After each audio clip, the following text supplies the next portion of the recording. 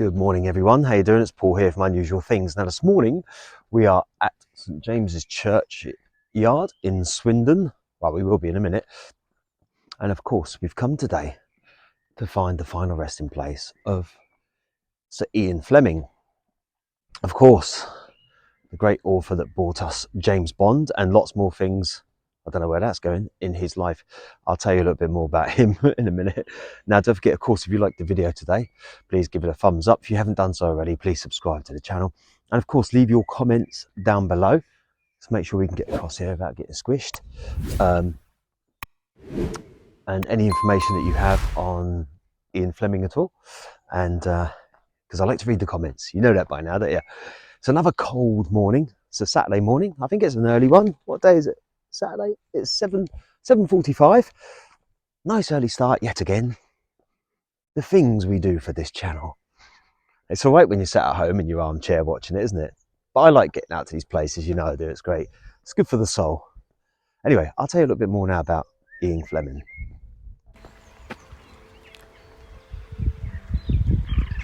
Ian Lancaster Fleming, 28th of May 1908 to the 12th of August 1964, was a British writer, best known for his post-war James Bond series of spy novels. Fleming came from a wealthy family connected to the merchant bank Robert Fleming & Co., and his father was a member of Parliament for Henley from 1910 until his death on the Western Front in 1917. Educated at Eton Sandhurst and briefly the universities of Munich and Geneva, Fleming moved through several jobs before he started writing. Ian Lancaster Fleming was born on the 28th of May 1908 at 27 Green Street in wealthy London, district of Mayfair. His mother was Evelyn Eve Fleming, née Rose, and his father was Valentine Fleming, the Member of Parliament for Henley from 1910 to 1917. As an infant, he briefly lived with his family at Braziers Park in Oxfordshire. Fleming was the grandson of Scottish financier Robert Fleming, who co-founded the Scottish American Investment Company and the merchant bank Robert Fleming & Co. in May 1939. Fleming was recruited by Rear Admiral John Godfrey, Director of Royal Navy Intelligence of the Royal Navy, to become his personal assistant. He joined the organisation full-time in August 1939 with the code name 17F and worked out of Room 39 at the Admiralty, now known as the Ripley Building. Fleming's biographer, Andrew Lycett, notes that Fleming had no obvious qualifications for the role. As part of his appointment, Fleming was commissioned into the Royal Navy Volunteer Reserve in July 1939, initially as lieutenant, but was promoted to lieutenant commander a few months later.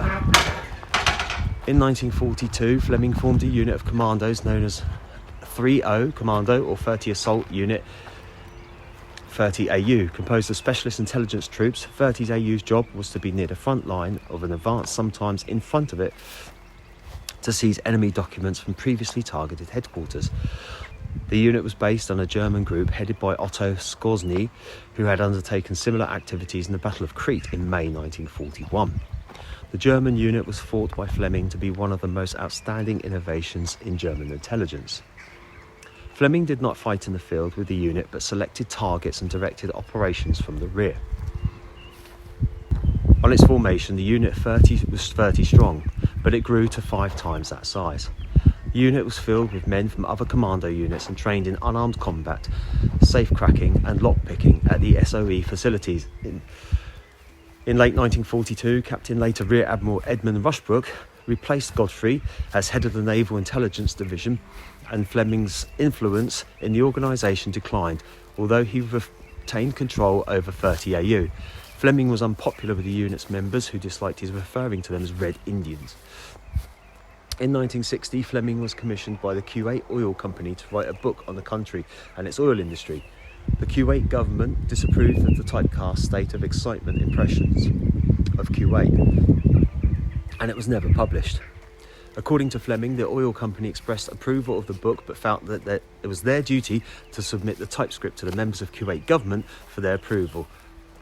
The sheiks concerned found unpalatable certain mild comments and criticisms, and particularly the passages referring to the adventurous past of a country which now wishes to be civilised in every respect and forget its romantic origins. Fleming followed the disappointment of For Your Eyes Only with Thunderball, the novelisation of a film script which he had worked with others. The work had started in 1958 when Fleming's friend Ivor Bryce introduced him to a young Irish writer and director, Kevin McClory, and the three, together with Fleming, Bryce's friend Ernest Cuneo, worked on a script.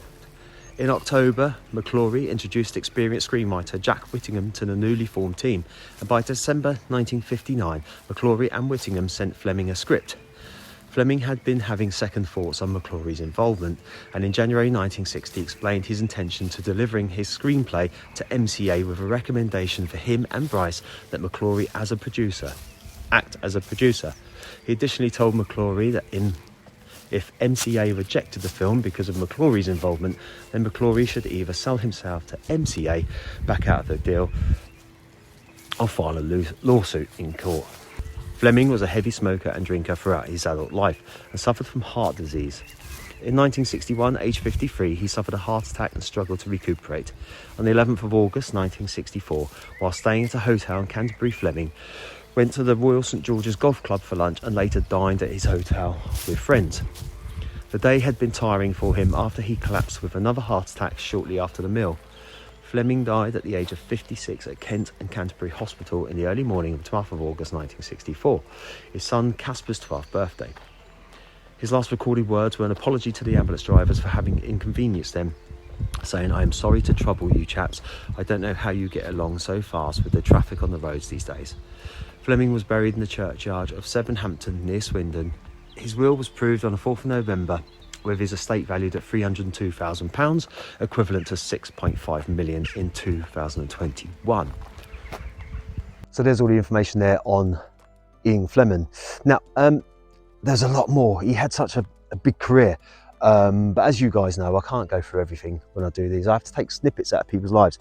And I get that a lot. People say to me, "Oh, you missed this part out, or you missed that part out of someone's life." And I'm like, if I read the whole life, I'd be here all day. So, you know, I don't try to make the videos long, just enough to keep people retained and enough information as well so you know about that person and their life. This is beautiful here, look at all this open field here, it's amazing. Anyway, let's go and try the church. It looks promising. Now, we always know that we get a bit excited when we see a church door open. Let's have a look. Damn, it's locked. They don't like us. I think it's just because I get here so early. Fiddlesticks. It's just because I'm always at these places so early and they don't have time to open them, which is cool. Their loss. You know, I could be showing off their church on video for you guys to watch. I wonder if that's related to anyone from Sainsbury's. Donald Arthur William Sainsbury. You never know. You never know, do you? Anyway, beautiful little place. Now, I'll say it anyway, but you can't really miss it. I think I'll do it properly. I think I found it. There it is. Well, someone I read the other day on the comments wrote, "Paul's fingers like his compass." I don't know what that means. Anyway, here we go.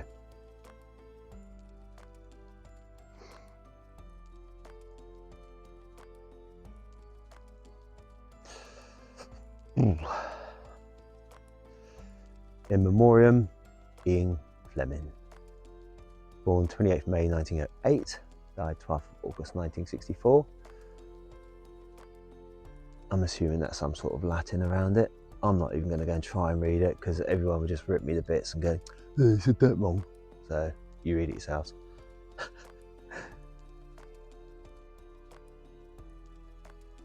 So there we have the final resting place there of Ian Fleming.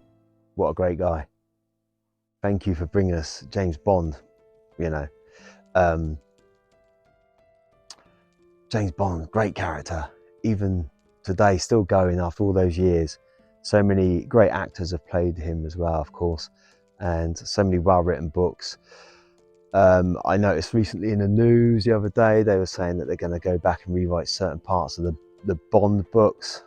Come on, you know, I know things have changed and things are out of touch a little bit, but that's what it was for that time. You know, whether it's right or wrong, it was written in that way, and just let the past be the past. We can't change the past, we can't rewrite the past. And it gets a bit stupid these days when everyone tries to change everything that happened at that time.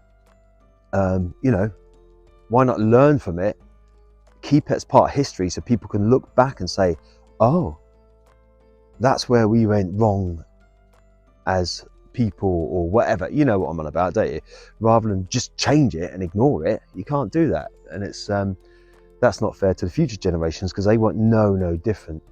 And imagine if our ancestors before us changed all of the past so that some parts weren't there and we didn't know about it. Then the whole of that part of humanity would be a lie. What do you think? Anyway, just my thoughts, just my opinions.